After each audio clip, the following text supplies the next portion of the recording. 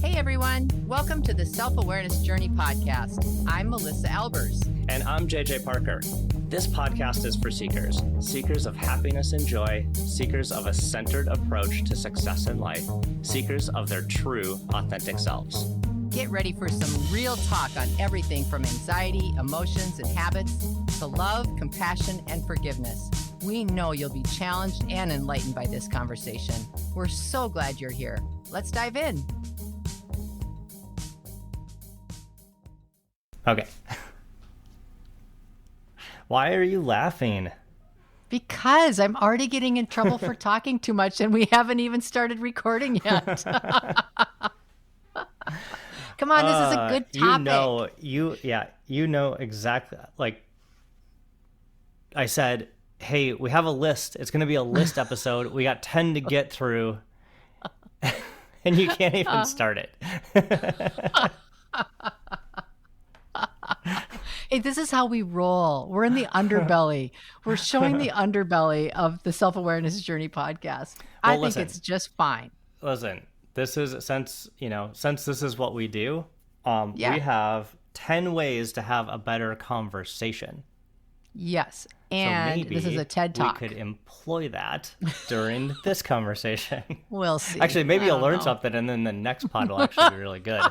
Yes, maybe I will learn something. I like how you said you. Maybe you will learn something, Melissa. Well, I'd already checked off on the list here of all the ones I'm really good at. And you know what I did? All I did was hang up on her opening statement in this TED Talk. She's you couldn't even get through it. So just to set this up, my cousin Keith, who is awesome and has listened to probably all the episodes. I know, he has. Which is awesome. He sends me these little texts like, enjoyed this one or that one, which I really appreciate. And I always talk about cousin Keith. He sent this to me. He goes, hey, this might be a really good pod topic. Yes. And so I listened to the whole TED Talk. It was 12 minutes long. I made a whole list of notes, and you got in 3 minutes and bailed. No, I didn't. I listened to the first 3 on the list, but I did so in 1.5 speed. Oh, geez. All right. Yeah. Okay. So we're back. Celeste Headley, I think I'm probably saying that right, is the name of the person who gave this. Is actually an old TED Talk, 2015. It's so good, though. She's got really good energy. Conversations has not really morphed a lot in the past 7 years. Right. Still holds true. Although I promise to not interrupt you, but I have to say the thing that I love that she said at the beginning of this TED Talk. What's that? She said, yeah. We all hear about how we're supposed to communicate better. It used to be that she said, in My Fair Lady, it was like, just talk about the weather or your health and you'll be fine. She said, yeah, but then COVID hit and global warming. Can't talk about that either. I thought that was so funny. Well, okay.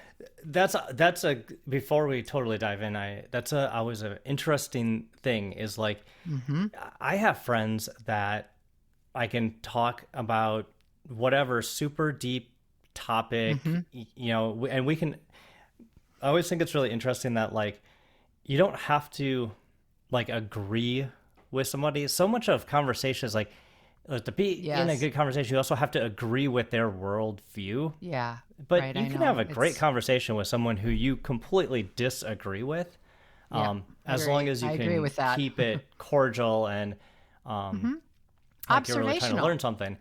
Yeah. But so much of modern discourse is like you have to be in agreement to have a friendship or a good conversation, which I think is strange. It's very unfortunate. Yeah. We're kind of doing what Facebook does to us. We're doing what Facebook does to us. You know how Facebook just curates all of the opinions and thoughts and everything that match what you are liking? Like an echo chamber. Yeah. It's the same things bouncing off the walls. Yep. Yeah. I agree. All right. Well, let's dive into the 10 ways to have a better conversation. Got it. Ready? Number 1, don't multitask. Right. I really do appreciate that, because how hard is that to not multitask? Like, just look at your business setting. Oh.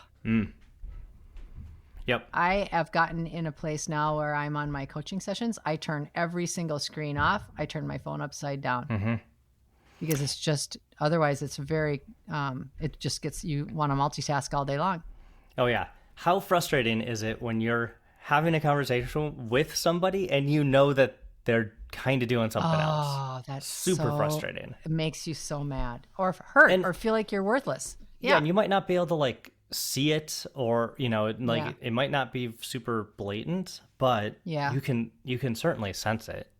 Totally. The reactions are a little bit delayed, the responses are a little bit generic, or just tone deaf to what you just said. Yeah, I agree. Yeah, in the business setting, I get after people that all the time. Like if we're having a meeting, if we're having a conversation, like we're focused in on it.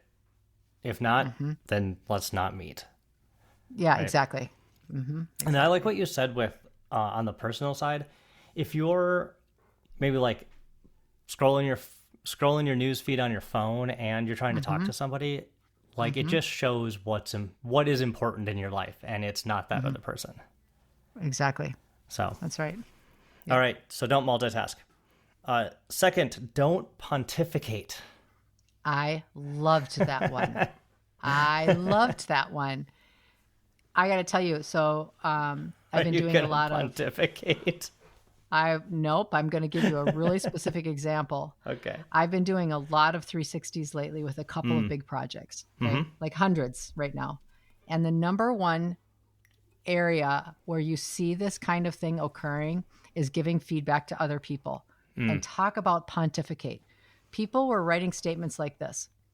Well, I would imagine that it would be hard for this person if they were in this situation. I haven't observed this, but I think it would be hard if this person felt like this. And it's like, what? So you have absolutely nothing of cement value to add here, but you're pontificating about something which may not even be accurate. So I think it's really important to not pontificate. Only speak your truth. Speak to like the things you've observed, right? To facts, to things of that nature, not just like ideas you're maybe constructing. Right. All right. Use open-ended questions. I love that. I'm a huge fan of open-ended questions. I like this statement. I've heard this statement like, if you want better answers, then you need to ask better questions. And this is where the open-ended questions can really unlock better answers. Tons of creativity is unlocked when you ask an open-ended question. A bunch of solutions that you didn't even know could exist, or feelings that you didn't know were there by asking open-ended questions. And I think people get stuck too. Like people get stuck asking the same questions all the time. Like, what's wrong with you? Like just in daily life, we think about that kind of stuff. Have I gone on a rant about the question I hate the most lately? Not lately. Not lately. Go for it. How's it going? I hate when someone walks up to me and says, "How's it going?" Like, I hate that question. Good. Yeah, I don't know. Fine. Like, what are you supposed to answer? It's open-ended. Yeah, like a whole bag of crap. I don't like you can't even get into the answer on that question. That's a ridiculous question.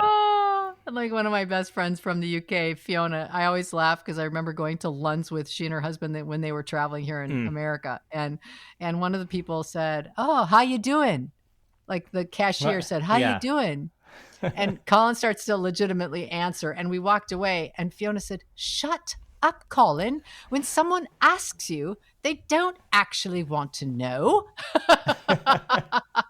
You simply say, "Fine." We have this we have turned this question into like some sort of fake niceness. It really annoys me. I don't even answer it anymore. I just ignore. So ask better questions and how's it going? But questions. More open-ended, right? Who, what, why, those, those when, those kinds of questions, not just a yes or no. Yeah. Side note, with all kidding aside, this is a really good place for people that are introverted. Because if you cultivate 3 to 5 key questions that you can ask in scenarios when you are with people that aren't super close to you, it will make you feel a lot stronger socially. So you can even you can ask people about oh, what brought you here? Or Mm-hmm. what is your background? Or have you been doing this long? Like asking people open-ended questions about themselves is a really strong way to have dialogue. So I really Yeah. liked that. I have a couple of those in my back pocket whenever I go to a party. Like, Mm-hmm. sometimes Yeah. like one that I like to ask is, what's something from this week that you're proud of? Oh, that's a good one. That makes a great little opener for people, because they're like, it's a really odd that it like catches them off guard. Like, what am I proud of this week? Then think about it, and it turns out to be something great. Almost every time. Almost every time. All Other right. times people just walk away and stuff a sandwich in their mouth. Right, exactly. Okay, Like, who keep invited going. the weird guy?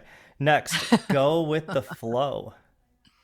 Oh, And what she specifically talked about was letting your own thoughts go, right? So her example was, have you ever been in a conversation where you're explaining something to somebody, and then as soon as you stop talking, it's like they jump on some other train of thought, like go in the opposite direction, because halfway through whatever you were saying, a thought popped into their mind, and they're like, ooh, I got to remember that. And then by the time you're done, they go a different direction. yeah. State it the way that she stated it again. Go with the flow. Go with the flow.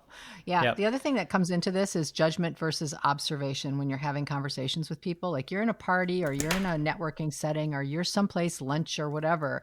It's super easy when people start to talk. If you're not in a good mood or you're tired or whatever, it's easy to go to judgment.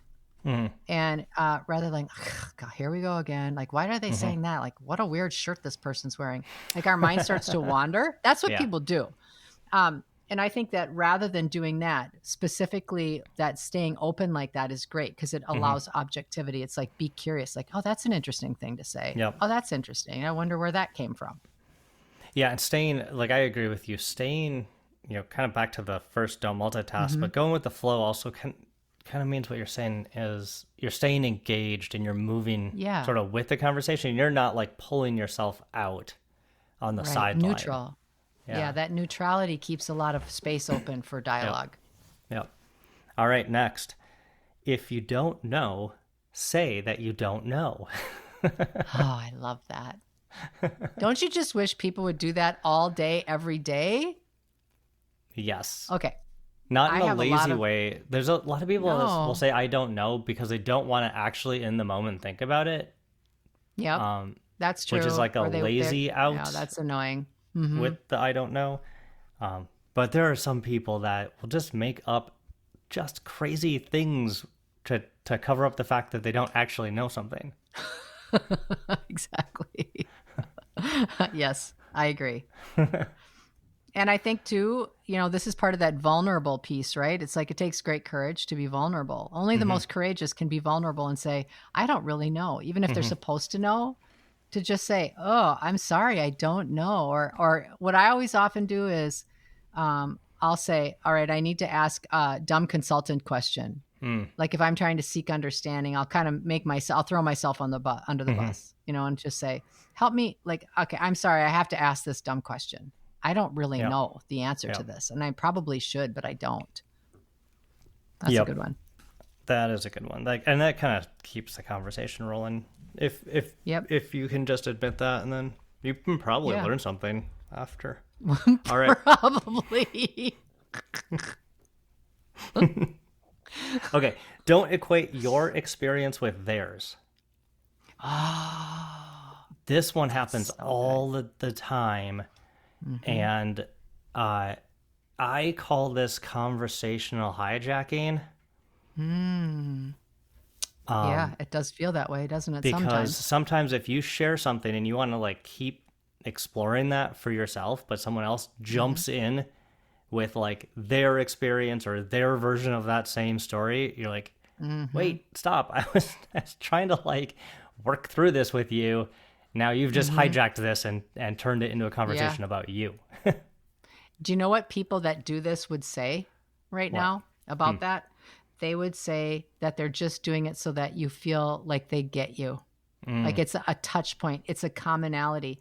people often do that because they're so excited that they found some commonality with the person that they're talking to, and they don't intend to hijack. Yeah. But I think that's where that self-awareness and situational awareness comes into play, right? Because it's like, okay, and when I was volunteering at my kids' elementary school, this is the number one problem with elementary kids is if one of them has like the same experience, they also want to jump up and be like, me too, and blah, blah, blah. And we went to the Grand Canyon too. And this is what happened. And my grandma was there and I wore a pink shirt. So the teachers would do this thing. Like if you agree, like you do this little link symbol with your fingers, right? Oh my gosh. So you hold up, love that. Like, and you hold, and He's so you do a like symbol. 2 chain links together. Yeah, two chain links with your fingers, and so it's like I have that experience too, but you don't have to vocalize that you had it, and it gets it out of the kids' brains, right? Because that's all they need to do. So that would have been information that could have been very helpful for me when I was like 3, all the way through, all the way through until now, all the way through till now, till today, still now. So that's great. So don't equate your experience. And you know who actually talked about this a bit was Mary when she was on the podcast. Remember when she was talking about her son passing away and how people were engaging with her? And so really good to keep mindful of. Yeah. And you know what else? Who I thought you were going to say was Kevin, when we also had another guest on, Kevin, who was talking about his journey with cancer. Mm-hmm. Same thing, that people would try to, and that it just would fall so flat. Yeah.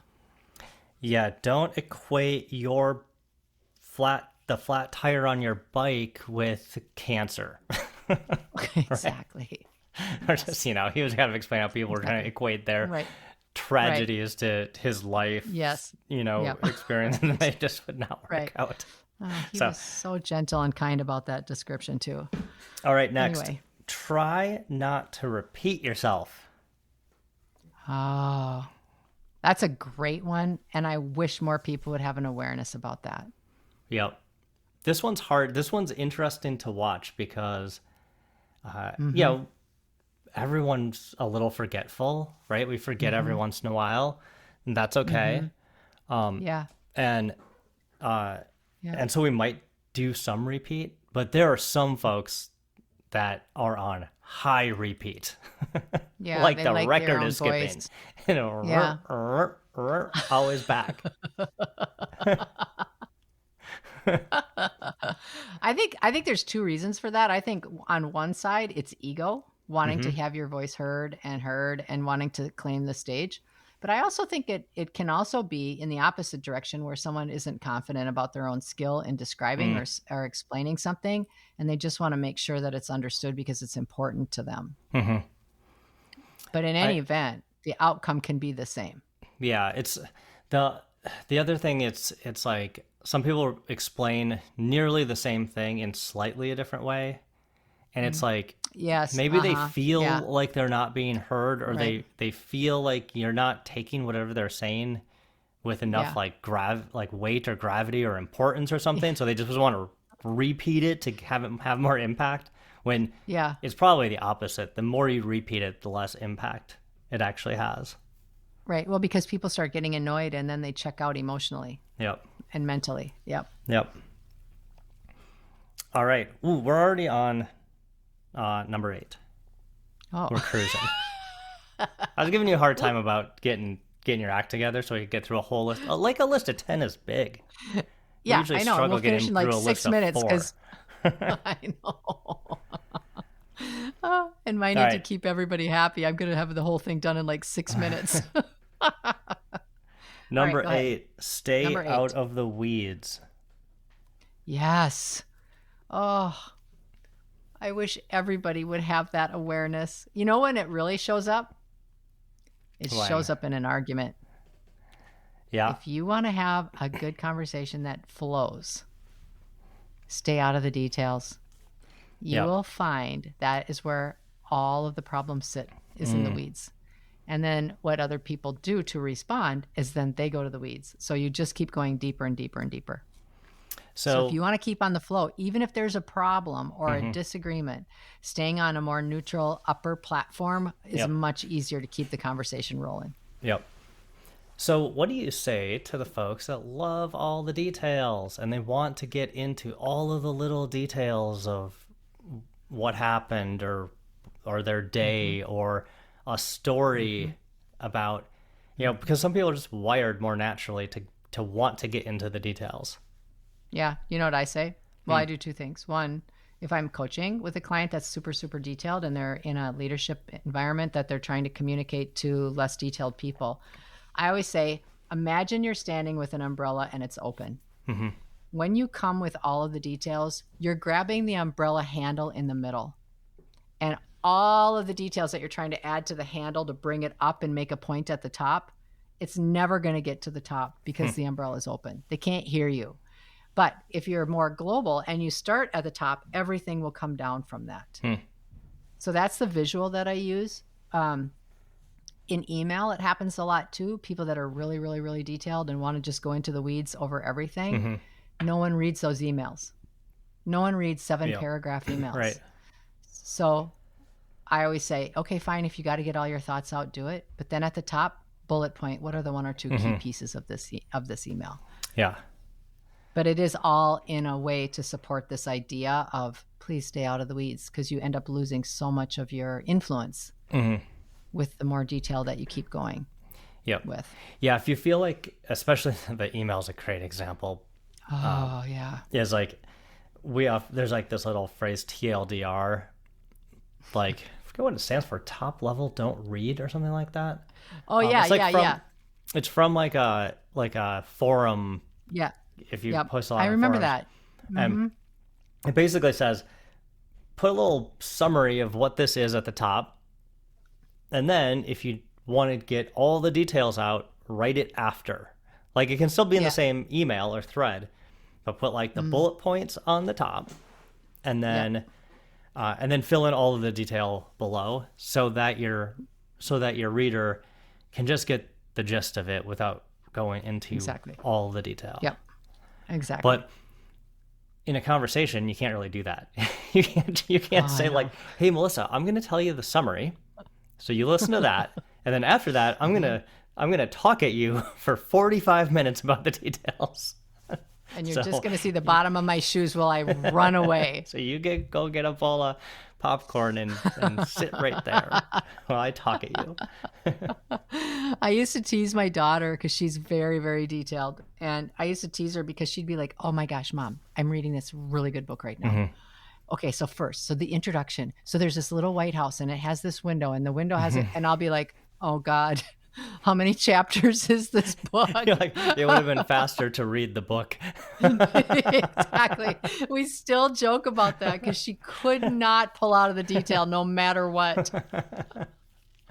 All right, number 9. It's easy. Listen. This is the Did number. You say something? Yeah. This is, if you ask anybody how to have a better conversation, they're going to say, be a better listener. This is like the simplest, textbook, easiest tip ever. And it is absolutely the hardest one to do. 100%. I was with 50 people last week having this exact same conversation. And I went so far as to just query the group. Okay, you guys, what does it look like when you're listening to someone? What do you look like when you're listening to somebody? Right? What were the answers? Oh, well, people you're are like nodding, you're like eye contact. I have eye contact. Leaning I'm in. Smiling. I'm saying, yeah, okay. I'm not. And so then I was like, and what does it look like when you're not listening to someone? Right? Yeah. Well, arms I'm looking crossed, away, leaning I'm back. fidgeting. Yeah. Turn the other way, look a different direction. Those are all things. But then I asked this question: how does it feel when you are being listened to? And then I asked, how does it feel when you know you're not being listened to? That's when it becomes more impactful, you know? So yes, listening, great. I kind of like, the idea, like these are all kind of building in one way, like up to that idea, like how are you engaged? How are you staying of engaged and balanced in a conversation. Right. Yeah. All right, last one. We made it. Yeah. Wow. We did. I don't want to call it too early. Be interested in other people. Why do you got to be so introverted? Be interested in other people. Yes. I love that. I mean, right? Like it really comes down to, you can do all of these things. Like all of these are great tactics and things to be mindful of. But if you're genuinely interested, all of this comes a lot easier. Yes. And people feel that, and they just want to talk to you when they feel like they're being given a light that way. It's so true. It's so true. So, and I think, you know what though, even if you're not naturally a people person, air quotes, if you are more introverted and you feel that knowing people or getting to be around people can be very draining, you can still master this. You just have a different perspective of how deep you go, or for how long, or are you engaging in these discussions when you're energetically feeling a little stronger in your day. You know, I mean, there's a number of things. So it doesn't necessarily mean you can only be good at this if you're a wild extrovert. Not at all. Yeah. Yep. So in the vein of be interested in other people, I've found myself in conversations where I am literally not interested. like you said, it's the time of day, it's something. I'm just like, I do not care. When I was younger, I would sit through those torture sessions, and try to be engaged. But as I've gotten older, I will literally excuse myself from a conversation, and I try not to be rude about it. You know, obviously I'm like, you'll have to excuse me because you're boring. But oh my gosh, what a turd. But I will excuse myself from a conversation earlier than I would have when I was younger, because I know that if I'm just there going through the motions and I'm not really interested, I'm being an ass anyway, right? So just it's more respectful to leave. Yeah, well, in a nice way. I also think there are some people that take advantage of others and try to hold you hostage in conversations. And if I'm in those situations, I too will excuse myself and have absolutely no guilt or shame about it whatsoever. The other thing I think is, if I am not terribly interested, it's a fun game to figure out what is interesting about this person. Because there is something interesting about pretty much every person. Some people are actually pretty bad at articulating to others why they're interesting. Oh, of course. So I agree. It is a really fun game to say, hey, I'm going to figure out what is interesting about this person. Okay, we're going to have to just take a little time out here. Why is that? What does that actually look like? What does that look like? What do you do? I need a visual. A visual. Oh, yeah, I hold up a sign. You're standing there talking What's to some interesting about you? Can't figure it out Choose yet. between 1 and 10. Remember those little fold-up squares where you would like fold them and fold them and fold them, and then you'd write on the corners, and then you'd go and you'd like open, close, and then you would open it and tell you something to do. What were those? Those were like I don't know. In middle they're school. like origami of some sort. Yeah, little kids love them, and I still know how to make that. But anyway, you'd use one of those, and like each one of those openings is like. Yeah. I knew it. Magic 8-ball thing. No, you can just add and this again, it's kind of an introvert trick. Magic 8. Is just start asking these open-ended questions until you find something, because you'll find it. That's interesting. Yeah. Like what's a hobby? What's a weird thing about you? What's some like interesting thing you did when you were in high school, right? Like there's something in there, and you can find it. That's awesome. So. Yeah. That's awesome. What's one weird thing you did in high school? Sat in the AV room like a nerd. Nothing interesting. Jeez, I was just trying to make conversation. Why do you got to be so closed? It's like you should watch this one TED Talk I heard about with 10 ideas.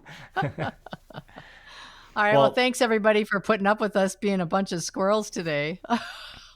Yeah, these are always fun. What's the one tip you're going to try to execute later today when you're in a conversation with somebody? I really like the one that you said about being more open. You said something around that. There was one of those lists, right? Did I? No. Yes, you did. You said something about Open-ended questions. Open-ended questions. Yeah, I like you can that. use more open-ended questions. Yeah, I All like right. that. I think it's a really good exercise to always think about different ones situationally. Yep. What are you going to do? Certainly not going to be interested in other people. Well, probably multitask. At work, I am getting a little bit bad about multitasking. That's a good one too. So That's a good easy reminder, especially for when everybody. we're on Zoom calls and stuff, and your I know. Yeah. email's just there in the background. And you fatigue. can be like, I can just clean up a couple of these while someone else is talking. So I'm gonna really work Yeah. on the multitasking one. I encourage everybody to choose one thing. Cool. Thanks, Cousin Keith. It's a great list. Yeah, you're the best. Did you enjoy this episode? Please go to your favorite podcast platform to subscribe, rate, and leave a review so others can discover it as well. Growing self-awareness is a lifelong journey, and there's always further to go. And it's better when we're all in it together. Please think of someone you know who could benefit from hearing today's conversation and share this episode with them. We can't thank you enough for listening. Until next time, happy exploring, seekers.